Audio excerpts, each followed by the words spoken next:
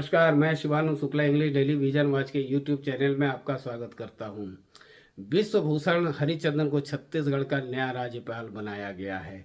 यह नियुक्ति ऐसे समय में हुई है जबकि छत्तीसगढ़ सरकार और राजभवन के बीच छत्तीसगढ़ आरक्षण बिल पर राज्यपाल की स्वीकृति को लेकर एक अप्रिय स्थिति का निर्माण हो चुका है। यहाँ बता दें कि 2 दिसंबर 2022 को छत्तीसगढ़ विधानसभा के द्वारा सर्वसम्मति से आरक्षण बिल पास होने के बाद गवर्नर की स्वीकृति के लिए राजभवन इस बिल को भेजा गया। उसके बाद सरकार के कुछ मंत्री गवर्नर अनुसुईया उइके से मिलकर आग्रह किया कि इस पर जल्द से जल्द अपनी सहमति दे दें।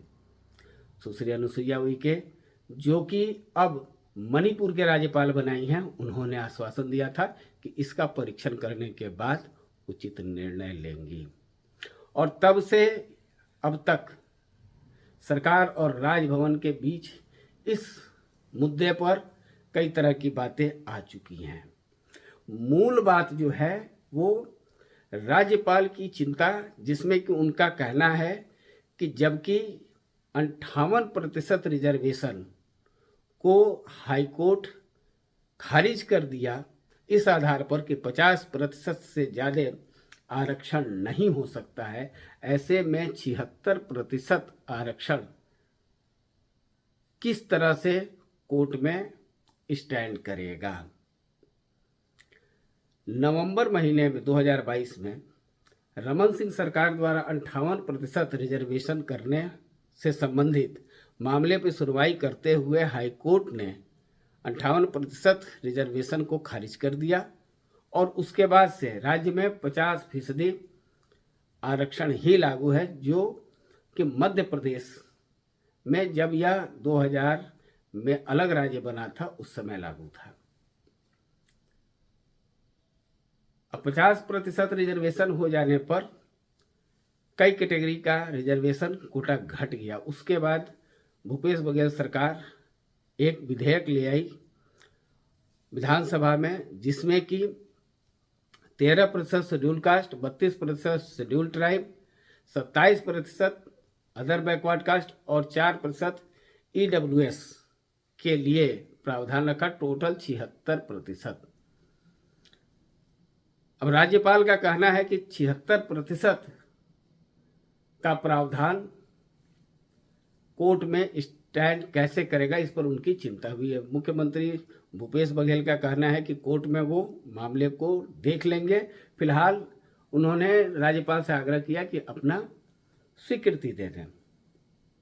इससे संबंधित कई बातें हुई।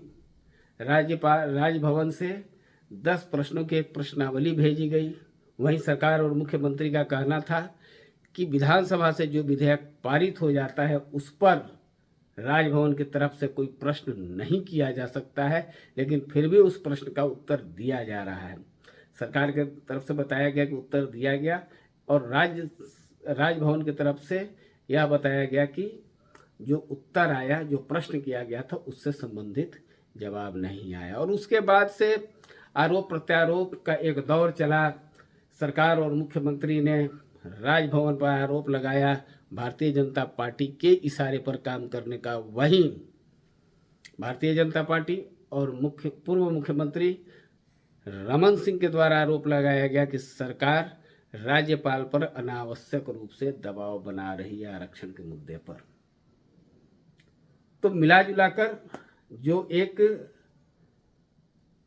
बात सामने आई वो ये आई कि आरक्षण पर अभी तक कोई निर्णय नहीं हो पाया। एक और इसी बीच में डेवलपमेंट हुआ।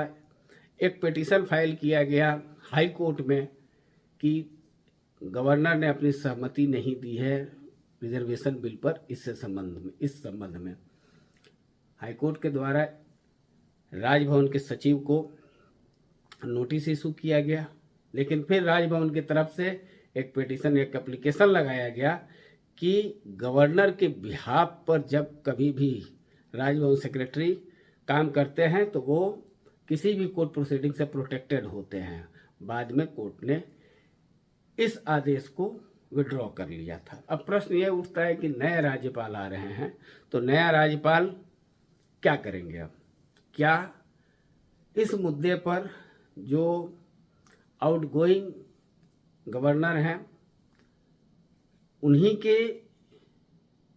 जो दृष्टिकोण रहा है उसी को अपनाएंगे, या नए राज्यपाल इस पूरे मुद्दे को अपने तरह से इसका परीक्षण करेंगे और समझने की कोशिश करेंगे और क्या किया जा सकता है उस पर तब निर्णय लेंगे? इन ऐसी स्थिति में इसमें और समय लगेगा। वहीं सरकार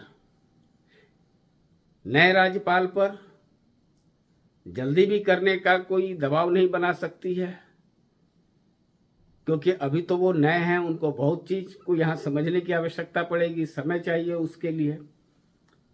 और गौर करने की बात है कि छत्तीसगढ़ में इसी वर्ष नवंबर महीने में विधानसभा का चुनाव होने वाला है और उसके लिए अक्टूबर में ही आचार संहिता लागू होने की संभावना है। फरवरी महीना है, जाहिर है कि समय कम है। अब ऐसी स्थिति में आरक्षण विधेयक पर निर्णय लेना नए राज्यपाल के सामने एक प्रमुख मुद्दा होगा। जो संवैधानिक व्यवस्था है, जिसे मुख्यमंत्री भी कह चुके हैं कि बिल को या तो गवर्नर सरकार को वापस कर दे, या राष्ट्रपति के पास भेज दे, या फिर अपने पास रखे रहे, यही 3 व्यवस्था है। पर नए राज्यपाल क्या निर्णय लेते हैं और इस संदर्भ में राज्यपाल अपनी स्वीकृति दे, राज्य शासन पुनः राज्यपाल से आग्रह कैसे करती है, क्योंकि सरकार को नए राज्यपाल को थोड़ा समय तो देना पड़ेगा पूरे मुद्दे को समझने के लिए। तो आने वाले दिनों में यह एक काफ़ी इंटरेस्ट की बात रहेगी कि नए गवर्नर आरक्षण विधेयक पर उनका क्या दृष्टिकोण होता है और क्या निर्णय लेते हैं, और राज्य सरकार इस पूरी प्रक्रिया में तेजी लाने के लिए अब क्या कर सकती है, विशेष करके तब जबकि विधानसभा चुनाव कुछ ही महीने बाद है। अगले वीडियो तक के लिए धन्यवाद, नमस्कार।